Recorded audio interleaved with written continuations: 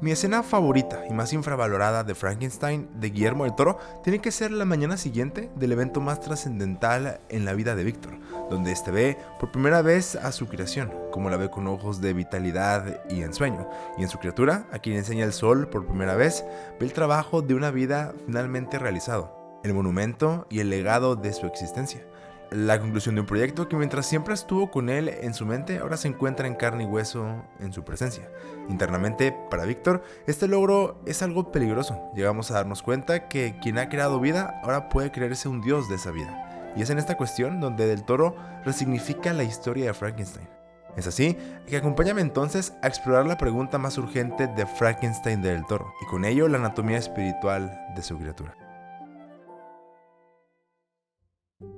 Enfocándonos en esta escena, no es casualidad que esté en esta adaptación. Es una imagen extrañamente hermosa y una que sorprendentemente nunca había sido adaptada para Frankenstein en ninguna de sus adaptaciones previas. Posiblemente porque tal vez el momento de la creación en la noche como el nacimiento suele causar más conmoción e impacto. Sin embargo, está claro que para Del Toro el enfoque de su monstruo se encuentra en otro tipo de exploración. En la novela original de Shelley, el enfoque de toda la historia recae en la vanagloria de la ambición desmedida. En un contexto en el que Shelley escribe su obra, la rápida industrialización científica de principios de los 1800 crecía exponencialmente, y con ello, el miedo a lo desconocido del mundo tecnológico permeaba la existencia.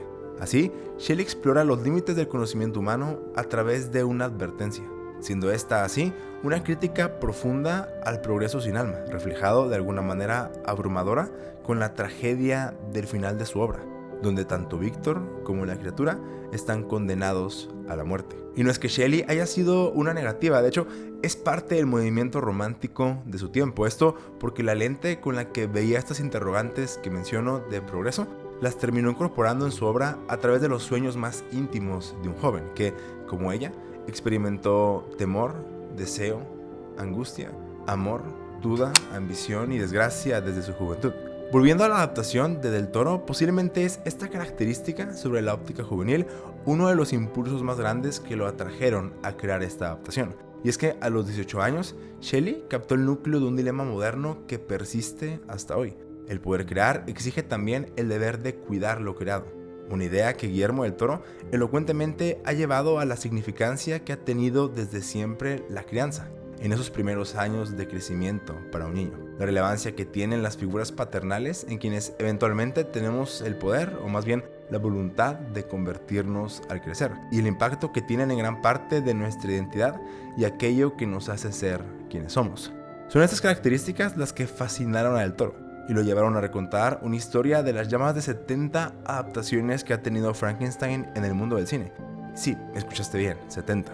Y aun con esto, hacerla con un enfoque único en su tipo, y me atrevo a decir, sumamente personal, tomando al monstruo trágico evidencia del dolor en el mundo roto y desconocido que percibía Shelley y convirtiéndolo en este niño con temor, angustia, aspiraciones, duda, amor y desgracia, todo lo que mencioné, cosas que Del Toro siente tan cercanas. Y de este modo, no solo lo humaniza desde la compasión, sino desde la pureza de la inocencia, enfatizando el rol ambivalente entre creador y destructor que tienen los padres en sus hijos, para moldearlos a través de los éxitos tanto como por sus miedos, de sus inseguridades a la par de sus aspiraciones, y de sus virtudes de forma paralela a las fallas ligadas que poseen. En Frankenstein de Del Toro, Víctor se vuelve obsesionado con la idea de crear debido a dos cosas. Por un lado, la muerte de su madre en su infancia, que al dar a luz lo marca dolorosamente, creando en él esta fascinación con la trascendencia reflejada por el ángel al que Víctor le entrega su devoción de pequeño,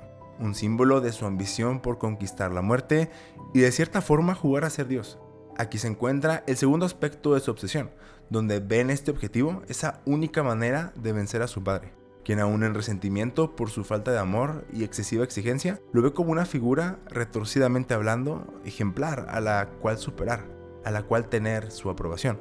Más adelante en la película, una vez que Frankenstein es abandonado por Víctor y deambula en el mundo como un niño en busca de sentido y pertenencia, encuentra un refugio en una pequeña familia con la que, así sea a la distancia, puede aprender desde comunicación y lenguaje, historia y filosofía humana, hasta luego cómo expresar sus emociones y los gestos de amor, Aquí me llama la atención que una vez que entabla una relación casi paternal con el anciano ciego, durante su aprendizaje, la criatura lee un fragmento del poema de Ozymandias de Percy Shelley, de hecho, esposo de Mary Shelley, la autora del libro, que dice: mi nombre es Ozymandias, rey de reyes, contemplen mis obras, oh poderoso, y desesperen.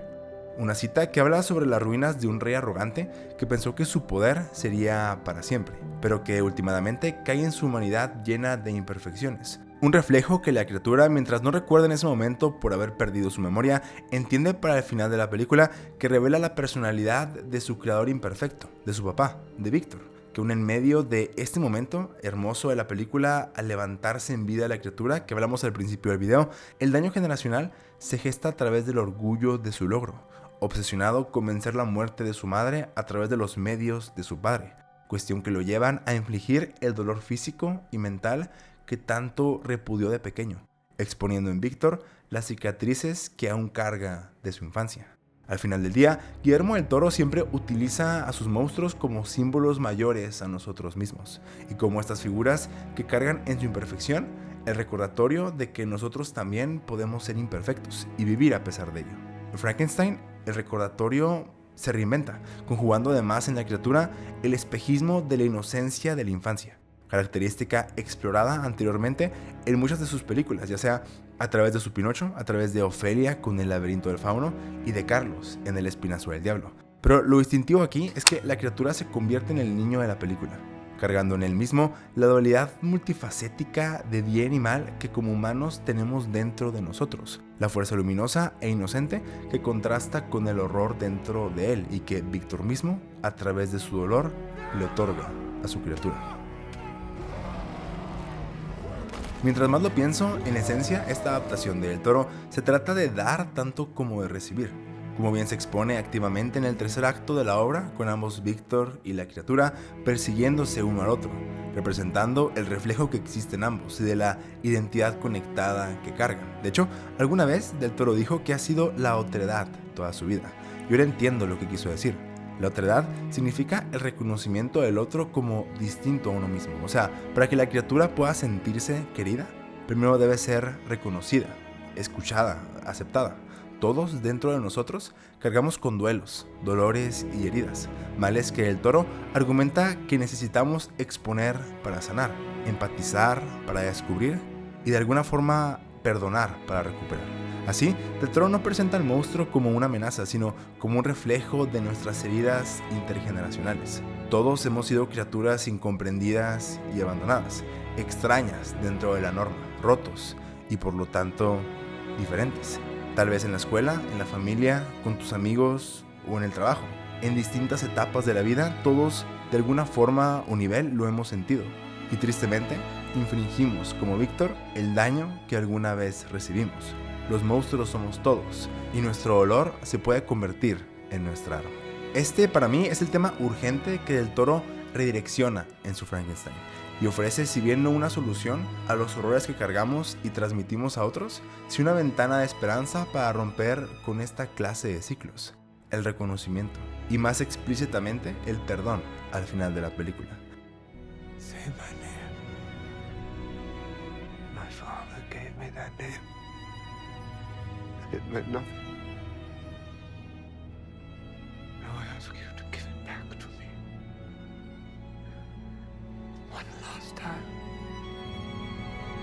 The way you said it at the beginning. When it meant the world to you.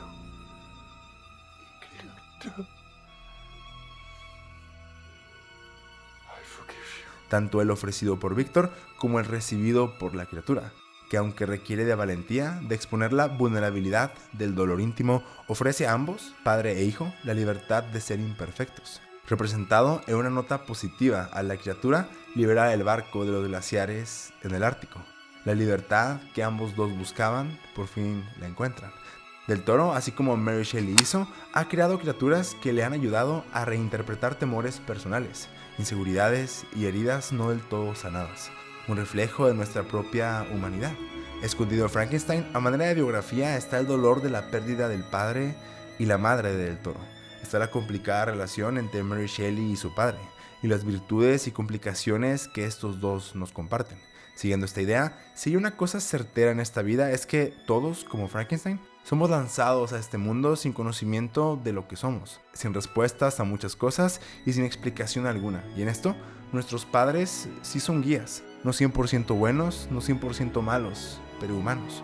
Para algunos seremos monstruos, para otros ángeles, para otros padres, hijos, hermanos, creadores y creación. Pero últimamente somos más que todo eso. Para terminar, hay una cosa que no dije sobre esta escena, que creo el Toro enfatiza al final de su Frankenstein y quiere recordarnos, cosa que la hace aún más hermosa a mi opinión. Y es que la película cierra con una escena similar a la de este nacimiento de Frankenstein.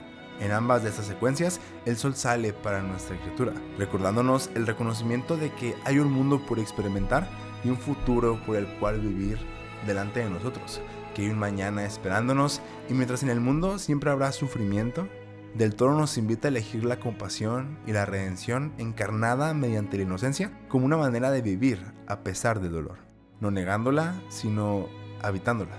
Y así como pone al final la cita de Byron, el corazón se romperá y así roto seguirá, implicando en el crecimiento como todos atravesaremos de alguna u otra manera aflicciones, experimentaremos pérdidas, dolor y sufrimiento, pero aún con todas estas podremos ver la luz de cada día y reconocernos como somos, imperfectos y humanos.